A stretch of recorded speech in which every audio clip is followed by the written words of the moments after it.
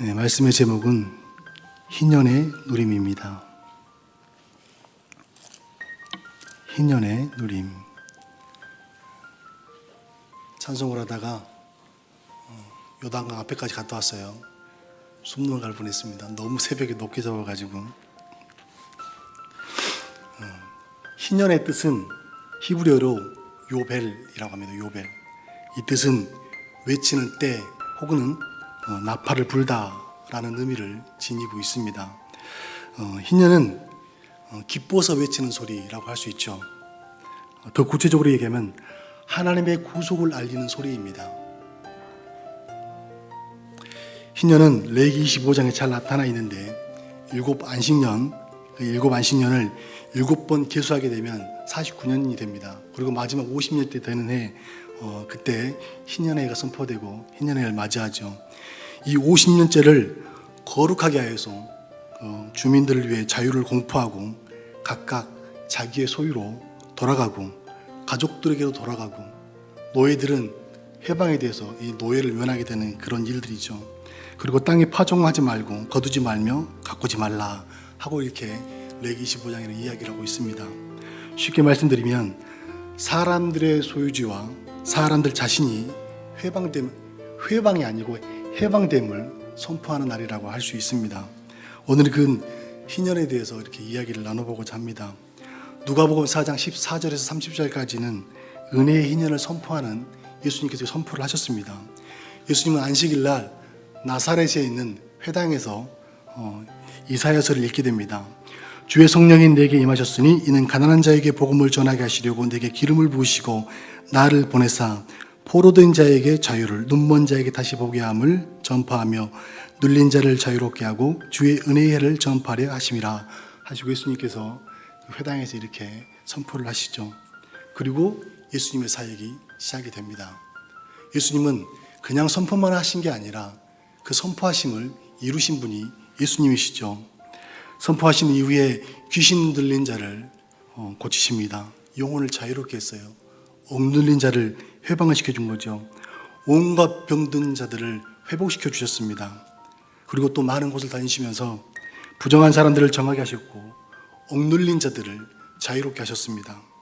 세상의 마음을 뺏긴 사람들은 다시 하나님을 볼 수 있는 눈을 열어주셨고 감각이 없는 사람들은 그 감각이 하나님을 감각할 수 있는 사람으로 바꾸어주셨습니다.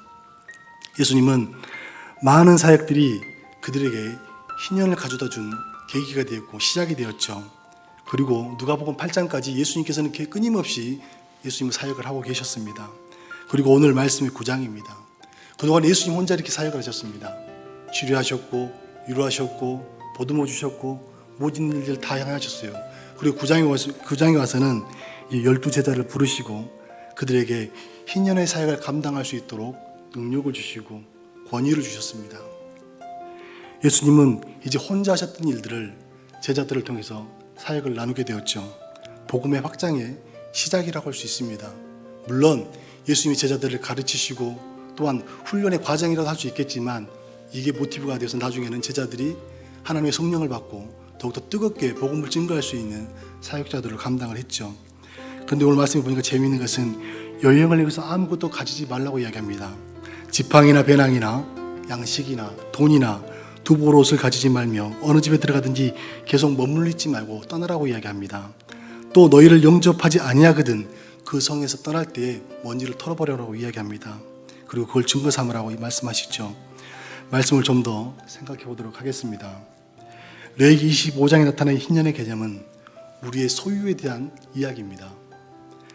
우리의 소유의 문제를 회복시키는 이야기죠. 소유를 회복한다는 것, 이 소유를 회복하는 건 누림이 되는 겁니다. 그 누림의 방법은 좋은 양식을 취하는 거죠. 배부르는 것이라고 할 수 있습니다. 이를 영적 문제로 가져가면 우리가 소유하고 있는 분은 하나님이시죠. 그 하나님을 회복할 때 우리는 하나님을 누릴 수가 있습니다. 그 하나님을 온전히 누리려면 하나님으로부터 공부를 끊임없이 받아야 됩니다. 그래야지만이 하나님을 누릴 수가 있죠. 이게 희년의 상태의 모습이라고 할 수 있는 겁니다. 이렇게 보니까 아담이 그렇게 누렸어요. 아담이 하나님께서 아담에게 생명을 불어 넣어주시고 그 안에 하나님의 영이 거할 수 있는 영도 주셨습니다. 6일째 되는 날 하나님 창조되었고 7일째 안식일 날 하나님과 아담이 같이 누림을 가졌죠. 이 누림은 육신의 몸을 가지고서는 누릴 수 없습니다. 하나님의 영이 충만한 상태를 가져야 하지만이 하나님의 영으로 누림을 가질 수 있는 겁니다. 그렇기 때문에 아담의 상태, 아담이 타락하기 이전 상태, 그 상태가 완전한 희년의 상태라고 할 수 있는 거죠. 사람은 창조되었을 때부터 하나님을 소유하고 있었습니다. 여러분들이 오해하실 수 있을 거예요. 소유? 하나님을 가질 수 있는 건가? 내가 원하는 하나님을 가질 수 있는 건가? 이런 의미에서 말씀드리는 것이 아니라 본래 우리가 갖기를 원하기 이전부터 하나님은 사람의 아담의 상태 속에 들어가 계셨던 거죠. 사람 안에 계셨다는 것을 말하는 겁니다. 우리의 소유는 하나님이십니다. 우리 안에 하나님으로 가득하면 우리는 완전한 희년의 상태를 누린다라고 말할 수 있는 겁니다.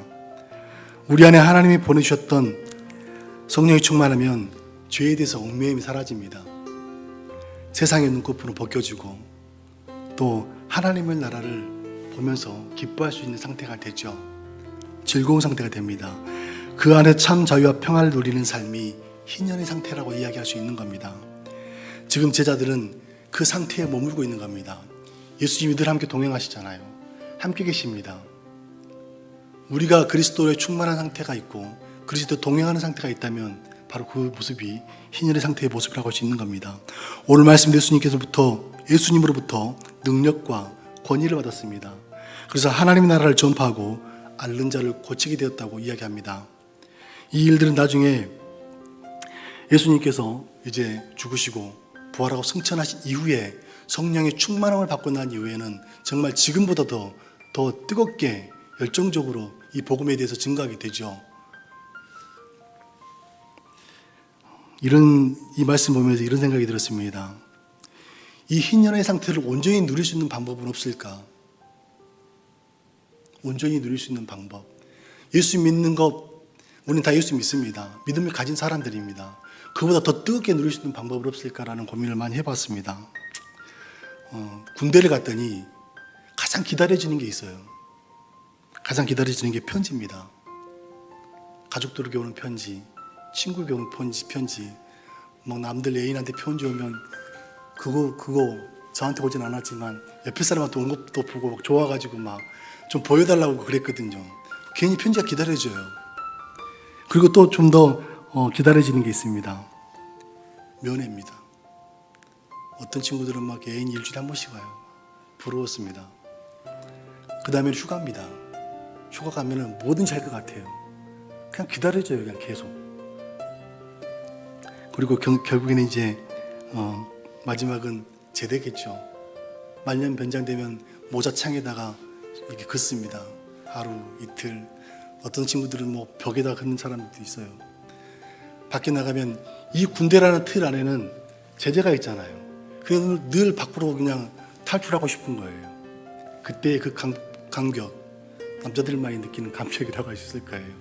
대대장한테 신고를 하고 이제 제대증을 딱 받았는데 세상 나갈 모든 것들을 다 할 수 있을 것 같더라고요. 잠깐의 해방이었습니다. 우리도 세상에 틀이 있죠.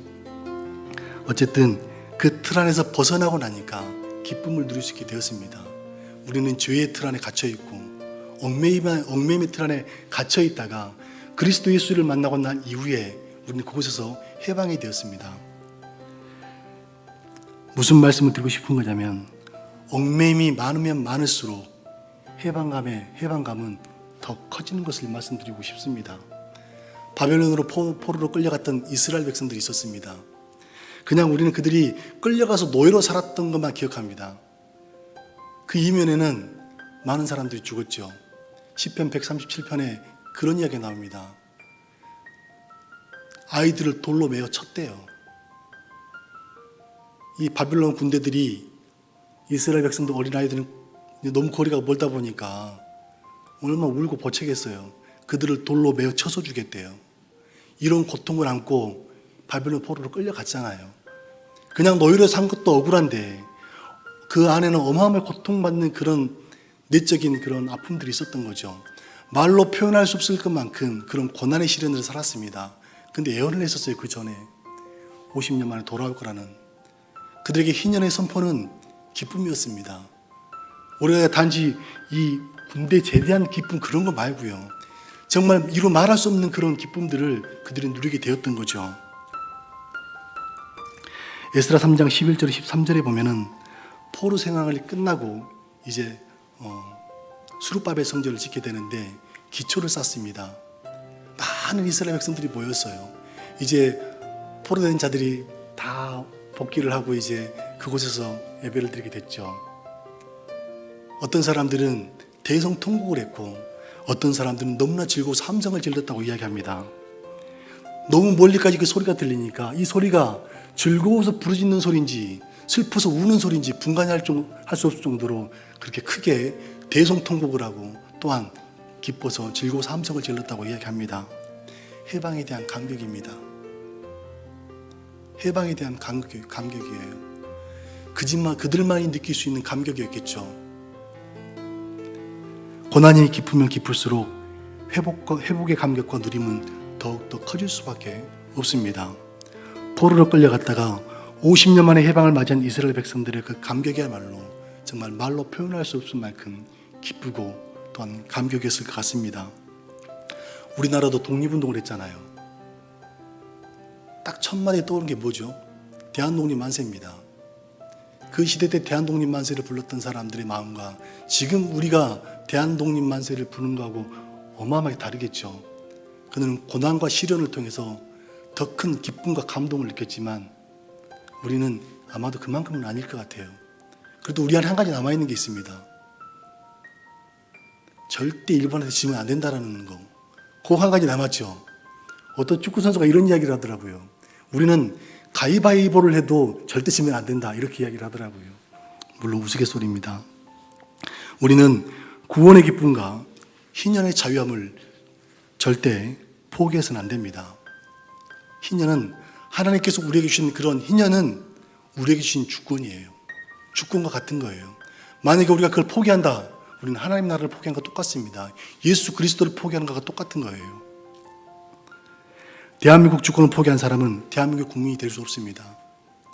우리가 희년을 받아들이지 않거나 포기한다는 것은 하나님의 백성임을 포기하는 것과 같다는 겁니다. 성경에서 이 주권을 포기한 사람들이 있습니다.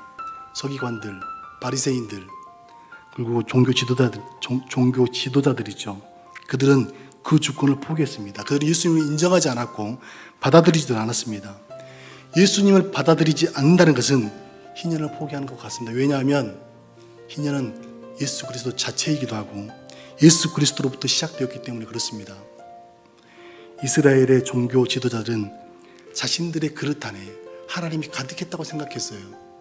자신들은 하나님으로 충만했다고 생각했고 온전히 하나님을 누린다라고 그들은 생각을 했습니다. 그래서 그들에게는 회복이 필요 없고 그들에게는 해방이나 자유함이 필요 없습니다. 스스로가 의롭다고 여기고 스스로가 높아져 있는데 그들에게 더 이상 뭐가 필요 있겠어요? 대신 예수님을 목매어 기다렸던 사람들이 있었죠. 가난한 자들, 병든 자들, 얽매인 자들, 죄인들, 그들은 늘 예수님을 원했습니다. 예수님 또한 그들과 함께하기를 원하셨습니다. 다시 말씀드리면 예수님을 많이 필요한 사람을 주님은 찾으셨습니다.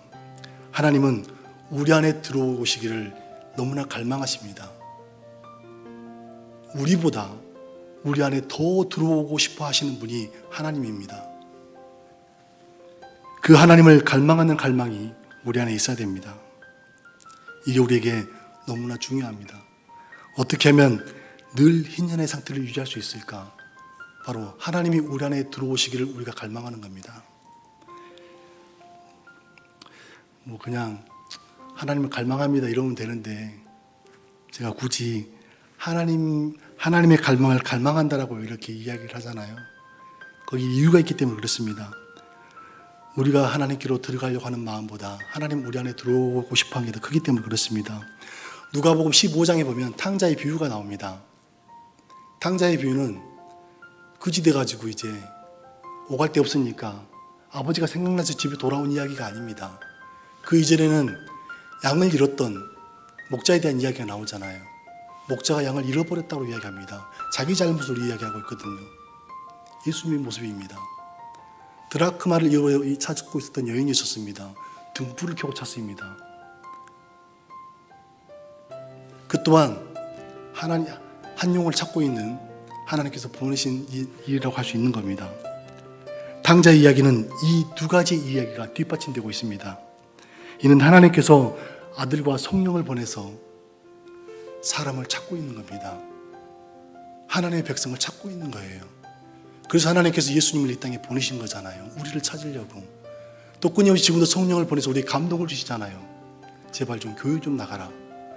복음을 들었으면 교회 좀 나가라고 하나님께서 늘 사람을 보내시고 성령을 보내십니다.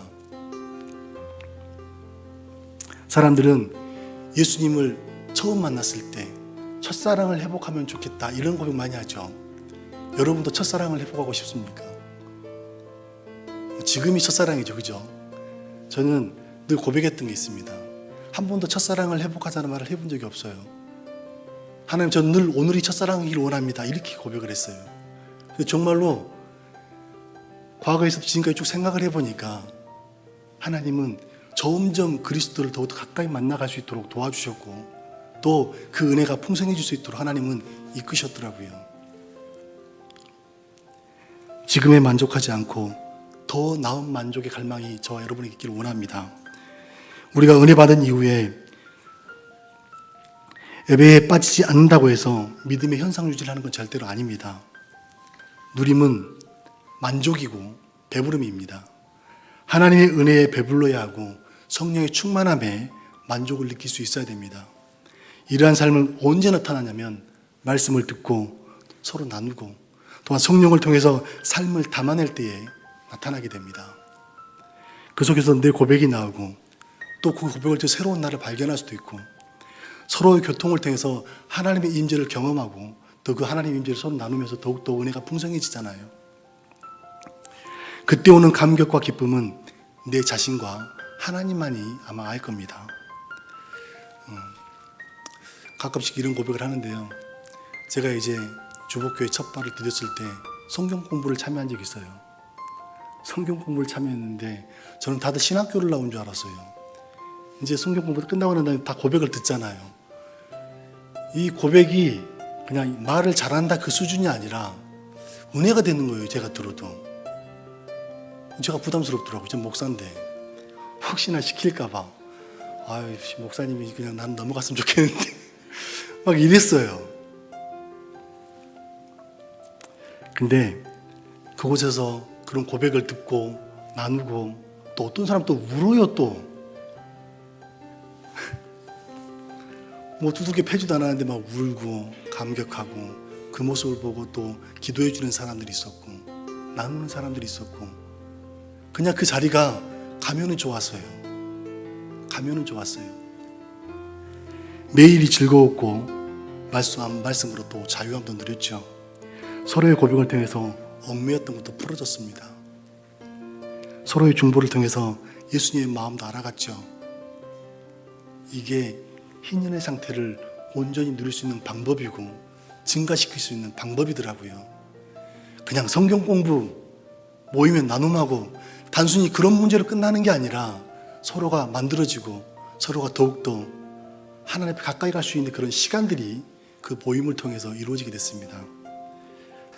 우리의 말씀이 깊어지고 또 기도를 통해서 성령의 은혜를 간구하는 삶을 정말 진중하게 받아들였으면 좋겠습니다. 이러한 삶이 게을러진다면 더 이상의 공급도 더 이상의 누림도 없습니다. 늘 공급되어지는 말씀과 성령 충만함이 희년의 누림을 가져온다는 사실을 기억하고 말씀과 기도에 전념할 수 있는 저와 여러분 되기를 원합니다. 기도하겠습니다.